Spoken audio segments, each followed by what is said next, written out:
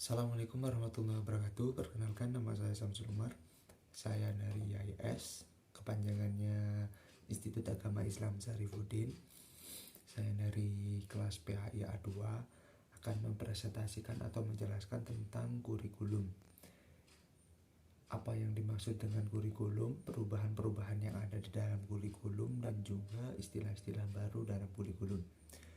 Jadi saya akan menjelaskan tentang itu, tapi nggak semua kurikulum saya jelaskan. Di sini saya cuma menjelaskan kurikulum 2013 menjadi kurikulum merdeka. Jadi perubahan dan istilah-istilah baru dari kurikulum 2013 yang diubah menjadi kurikulum merdeka. Oke, lanjut ke pembahasan ya. Lanjut ke pembahasan. Yang pertama yaitu apa sih kurikulum itu? Kurikulum itu berasal dari kata Yunani yaitu kurir, yang berarti berpacu. Kemudian istilah tersebut itu digunakan di sebagian course atau mata pelajaran yang harus ditempuh untuk mendapatkan suatu gelar atau ijazah atau kelulusan atau kenaikan kelas. Nah kayak gitu. Jadi pengertian simpelnya itu, kurikulum itu apa sih? Kurikulum itu adalah sebuah proses di mana seorang siswa menempuh sesuatu pelajaran atau kegiatan yang untuk mendapatkan suatu kelulusan dan mendapatkan ijazah. Makanya dari pengertian kurikulum sendiri yaitu berpacu. Makanya kan itu, jadi berpacu dengan pelajaran atau kegiatan-kegiatan yang ada di sekolah. Nah, kayak gitu. Jadi kurikulum itu adalah sebuah kegiatan atau sebuah pengaturan pembelajaran. Jadi kurikulum itu adalah pengaturan pembelajaran yang ada di sekolah. Nah itu pengaturan pembelajaran ini nggak menyangkut cuma siswa ya. Jadi menyangkut dari guru, siswa, dan mata pelajaran apa yang harus diajarkan di dalam sekolah tersebut. Jadi begitu, kurikulum itu begitu. Terus kurikulum itu juga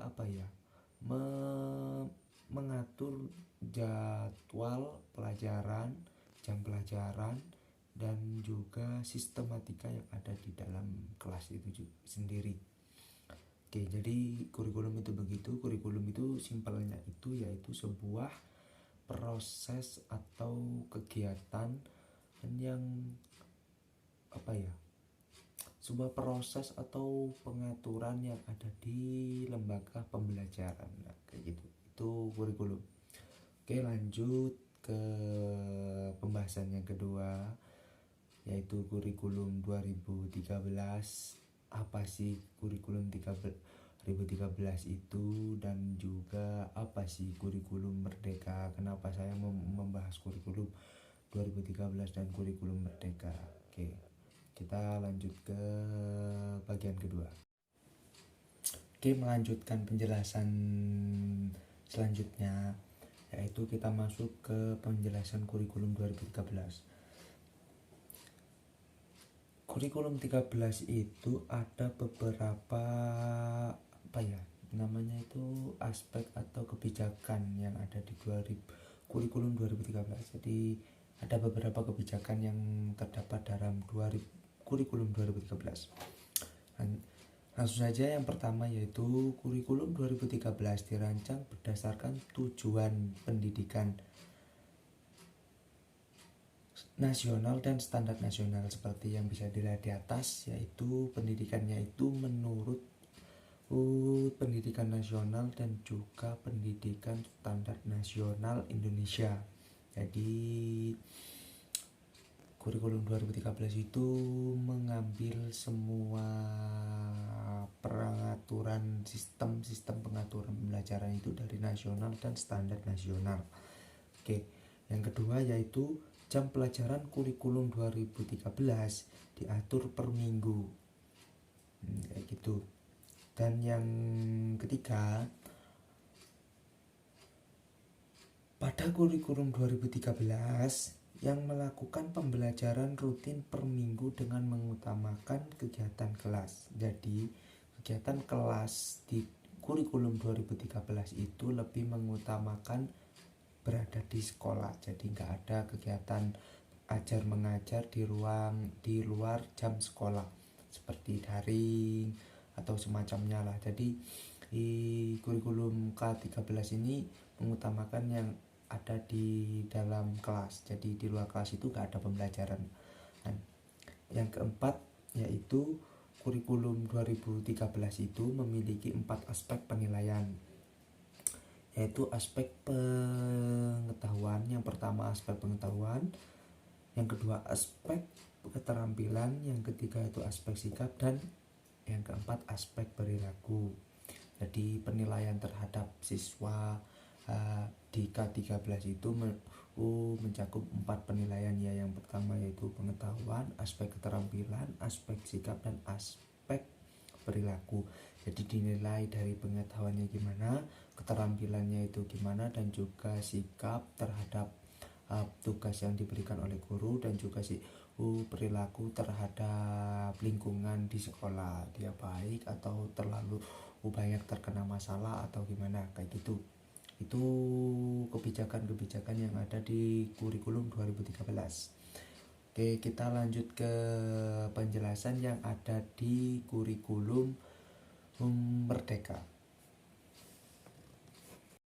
Oke, kita lanjut ke pembahasan berikutnya, yaitu kebijakan yang ada di kurikulum Merdeka. Yang pertama yaitu sama seperti kurikulum 2013, yaitu berdasarkan tujuan sistem pendidikan nasional dan standar nasional, tapi ada penambahan yaitu pengembangan profil pembelajaran Pancasila. Jadi di kurikulum Merdeka ini ada penambahan. Yang kedua yaitu JP atau jam pelajaran itu per tahun, bukan per minggu seperti di kurikulum 2013. Untuk yang ketiga yaitu alokasi waktu itu lebih simpel daripada kurikulum 2013. Yang keempat, mengutamakan proyek pengembangan profil pembelajaran ekstrakurikuler. Kayak gitu. Jadi ekstrakurikulernya itu lebih dikembangkan, lebih lebih difokuskan kayak gitu. Untuk kurikulum Merdeka bisa dilihat di atas itu ada rangkuman dari apa yang saya jelaskan tadi. Oke, kita lanjut lagi ke pembahasan berikutnya, yaitu perbedaan-perbedaan yang ada di kurikulum K13 dan kurikulum Merdeka dari mulai jenjang SD ya, karena saya itu membahas itu langsung ke jenjang, gak membahas secara penerapannya itu seperti gitulah. Pokoknya saya membahasnya itu langsung ke jenjang SD, SMP, dan SMA. Jadi 3 jenjang itu apa saja yang dirubah, apa saja yang tidak dirubah tapi ditambahkan. Oke, kita melanjutkan pembahasan ya. Di sini untuk jenjang SD dari perubahan-perubahan dari kurikulum 2013 menjadi kurikulum Merdeka yang pertama dari kurikulum 2013 sendiri. Kurikulum 2013 menerapkan penilaian berdasarkan 4 kompetensi inti atau KI. Yang pertama sikap spiritual, sikap sosial, pengetahuan, dan keterampilan. Untuk yang kedua yaitu menerapkan penilaian per semester sehingga siswa mendapatkan nilai hasil pembelajaran setiap mata pembelajaran. Itu dari kurikulum 2013. Dan untuk kurikulum Merdekanya itu dirubah menjadi penilaian berdasarkan fase yang pertama fase A umumnya setara dengan kelas 1 dan kelas 2 SD, fase B juga sama tapi itu untuk penilaian kelas 3 dan kelas 4 SD, fase C untuk kelas 5 dan kelas 6 SD. Berikutnya yaitu kurikulum Merdeka tidak mewajibkan bahasa Inggris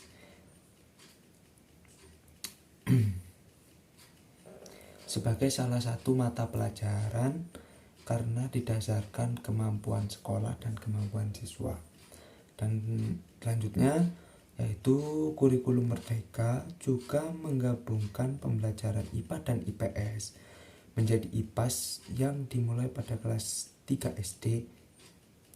Sedangkan pembelajaran IPA dan IPS adalah mata pelajaran yang terpisah. Jadi di kelas 3 SD nanti akan ada penggabungan mata pelajaran yaitu IPA dan IPS. Kayak gitu. Itu untuk jenjang SD. Oke, kita lanjut ke jenjang yang pertengahan yaitu jenjang SMP. Apa saja yang kurikulum 2013 dan kurikulum merdeka yang berbeda?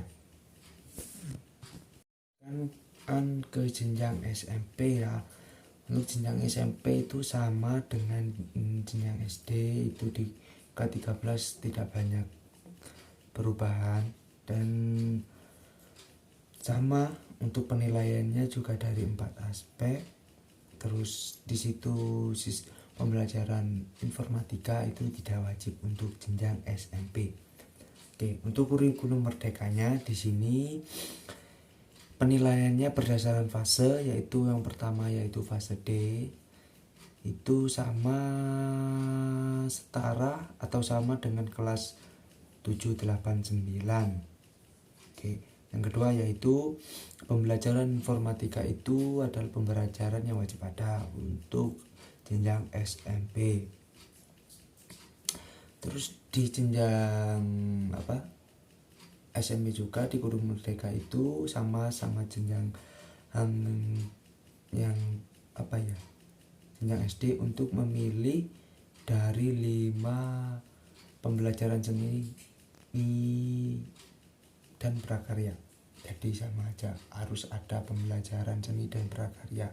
Jadi siswa wajib memilih satu dari seni atau prakarya itu sendiri. Oke, kita menuju ke jenjang yang lebih tinggi yaitu SMA. Apa saja yang ada di kurikulum merdeka dan kurikulum 13 yang dirubah?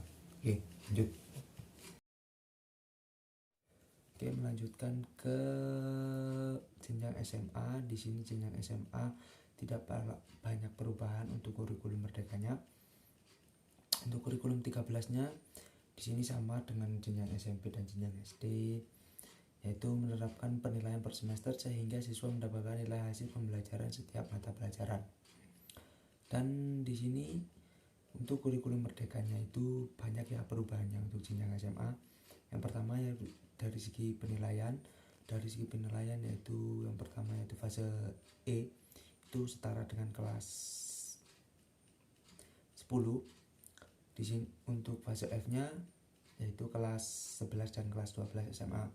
Yang kedua yaitu mata pelajaran IPA dan IPS di kelas 10 SMA belum dipisahkan menjadi mata pelajaran yang lebih spesifik. Terus yaitu sama juga dengan siswa atau peserta didik dapat memilih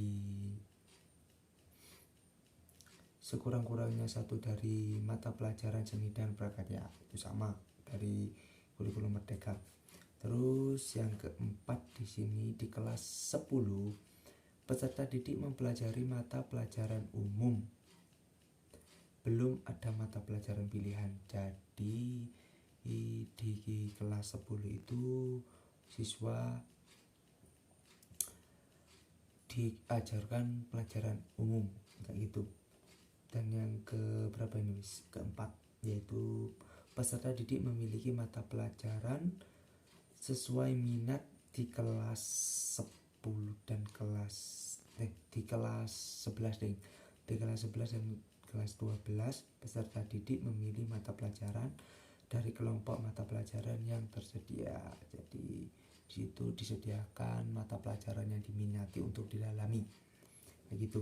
Untuk yang kelima yaitu peserta didik menulis esai sebagai syarat kelulusan. Jadi ditambahkan di kurikulum merdeka untuk SMA yaitu menulis esai untuk syarat kelulusan. Oke, itu dari jenjang SMA gitu.